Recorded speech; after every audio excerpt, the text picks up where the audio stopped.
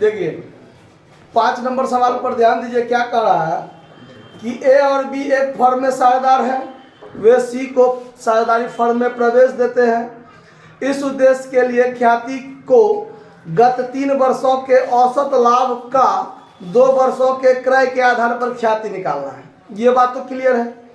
तो 3 वर्षों के औसत लाभ, तो तीनों को जोड़ के 3 से भाग दीजिए, अब फिर एवरेज प्रॉफिट जब निकल जाएगा तो 2 वर्षों के क्रय से गुना कर दीजिए, गुडविल होगा ना। आगे देखिए क्या कहता है कि 3 वर्ष का जो लाभ है 10,000, 15,000, 30,000, क्लियर है। फिर आगे कहता है कि दूसरे वर्ष के लाभ में मशीन के बिक्री पर का 10,000 रुपया लाभ शामिल है। मतलब अब यहाँ पर आइए, गुडविल को निकालने के समय जिस लाभ का प्रयोग होता है वो लाभ व्यवसाय के संचालन से लाभ होना चाहिए। व्यवसाय के संचालन से लाभ का मतलब है कि हम जिस चीज का व्यवसाय करते हैं, जिसका खरीद बिक्री करते हैं, उस पर अगर लाभ हुआ है वो लाभ होता है गुडविल। आया बात समझ में? अब कहिएगा क्यों, ऐसा क्यों? तो गुडविल होता है क्या? लाभ कमाने की क्षमता। और लाभ किस चीज से होता है? खरीद बिक्री से, यानी कस्टमर से हमारा लाभ होता है। तो हम किस चीज का बिजनेस करते हैं, जिस चीज का बिजनेस करते हैं, जिसका खरीद बिक्री करते हैं, वो लाभ शामिल होना चाहिए गुडविल के गणना करने में।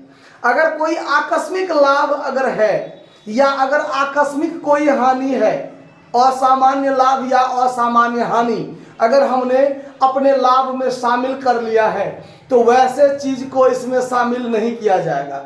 अगर असामान्य लाभ जैसे मशीन के बिक्री पर, तो मशीन का खरीद बिक्री हम नहीं करते हैं, हम तो माल का खरीद बिक्री करते हैं।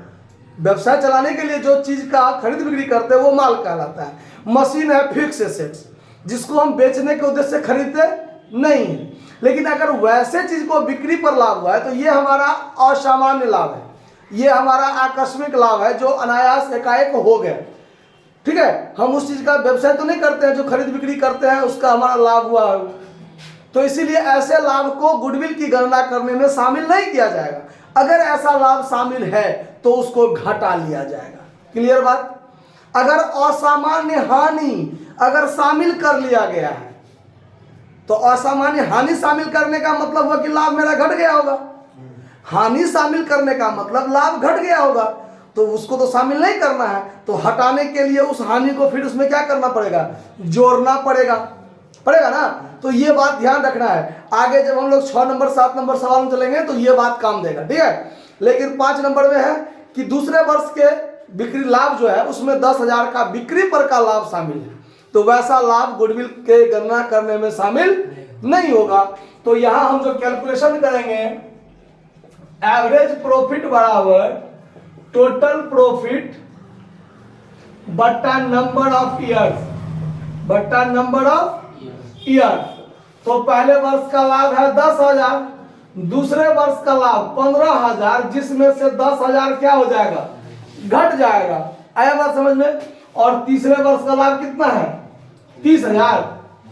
तीसरे वर्ष का लाभ कितना है? 30 ना? ठीक है। अब बट्टा में कितना से भाग दीजिएगा?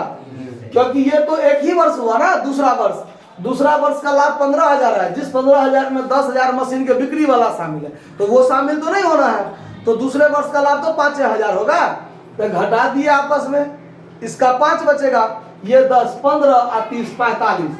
तो 45,000 बट्टा कितना? 3 काट देंगे, कितना हो जाएगा? 15,000।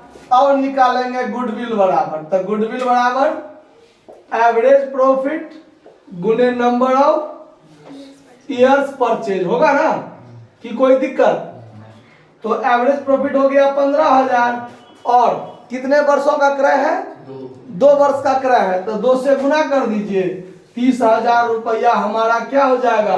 गुडविल हो जाएगा। कहीं कोई दिक्कत? नोट कर लीजिए। धन्यवाद।